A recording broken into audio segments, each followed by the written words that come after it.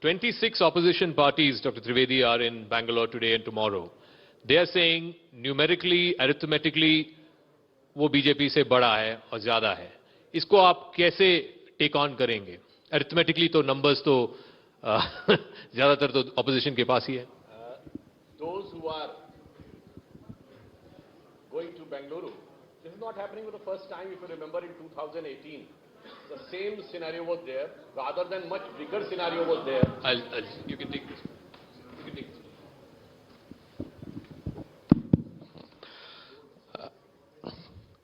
Whatever is happening in Bengaluru, it is not happening for the first time. If you remember, just before the previous election in 2018, the same scenario was there. Rather than a much bigger scenario was there. So many leaders were there, if you remember, joining hands and giving a big rally. And Bengaluru is known for aerospace industry. So their plane took off, but it landed nowhere. And finally what happened is dil ke tukde hazar hue, koi yahan gira, koi wahan gira. So finally, I just want to say, when they are doing in Bengaluru, it's having a much more significance. Because Bangalore is considered to be the intellectual capital of India. And those younger generation, the millennium generation, who are intelligent enough to understand that who is going to lead the country on which road. Prime Minister has given a very clear, crystal clear view for the next 25 years.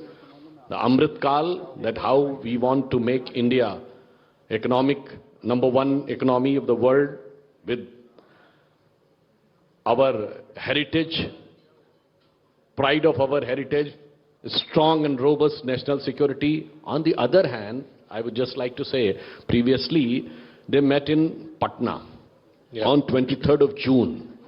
On the same day, 23rd of June, Prime Minister was there in America. And Prime Minister was busy in ensuring various defense deals, whether it was GE engines to be manufactured here for the fighter planes, or semiconductors, or Predator drones. So he was there to have the defense deal to uphold the security of the country, and there was also a defense deal in Patna going on. That was defense deal of whom? To cover up the corruptions of one another, to defend the corruptions of one another. And you remember who was there? वहाँ पे थे कोयला घोटाले वाले भी थे, 2G वाले भी थे, शराब घोटाले वाले भी थे, भर्ती घोटाले वाली बुआ जी भी थी, और the chairmanship was of the Chara घोटाला. And so that was another defense deal, to defend their corruption and defend their family. But उनकी जो strength है वो उतनी ही मजबूत थी जितनी वो पुल की थी बिहार के जो गिर गया, और अब तो उनका मांझी भी छोड़ के चला गया. So I think the fate of their path is very much visible in contrast to the path shown by Prime Minister Shri Modi. So Manish Tiwari, for the voters of India, the BJP, it's very clear. You have one leader in Mr. Modi, their policies are very clear. What is it that the opposition is offering? Let's start with the question of leadership. Who is the leader of this bunch of 26 parties that have come together in Bangalore, and what do these parties stand for? The essence of any democracy is change. Change itself brings about a renewal, regeneration and rejuvenation of the democratic experiment per se. So therefore, the first principle of any functional democracy is that it should be amenable to a regular change of government. It keeps the lifeblood of democracy pulsating through the veins of the republic.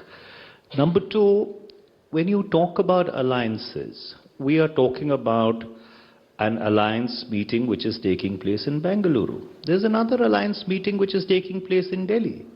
Right? So therefore, there are 30 odd parties which are coming together under the NDA rubric in New Delhi tomorrow. Yeah. So therefore, there is a juxtaposition of two contrasting alliances.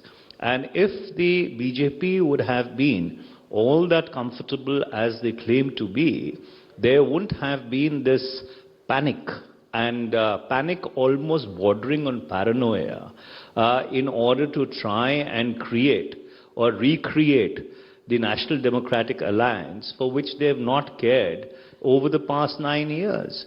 So, to answer your question, the opposition which is coming together is doing so in order to offer a principled democratic alternative to this country. I do not want to get into the hyperbole of what my dear friend Mr. Sudhanshu Trivedi just articulated. Suffice to say that over the past 9 years, all the charges that they hurled at the erstwhile UPA, how many convictions have been there? He talked about 2G. Has there been a single conviction in 2G? He talked about various other things. You see, it is very, very easy to level allegations. It's extremely easy to go ahead and register FIRs against people because in this country, the process is the punishment. But ultimately, does all that vendetta, does all that persecution really stand in a court of law? And the answer is very self-evident. In the past 9 years, because it was all built on a castle of sand, it has not stood in a court of law. So essentially, the opposition has come together to offer an alternative. There would be a common minimum program. There would be a leadership which would manifest itself. And you would see as we go towards 2024, or as we travel on the road to 2024, a lot of questions that you are asking would self-evidently crystallize. So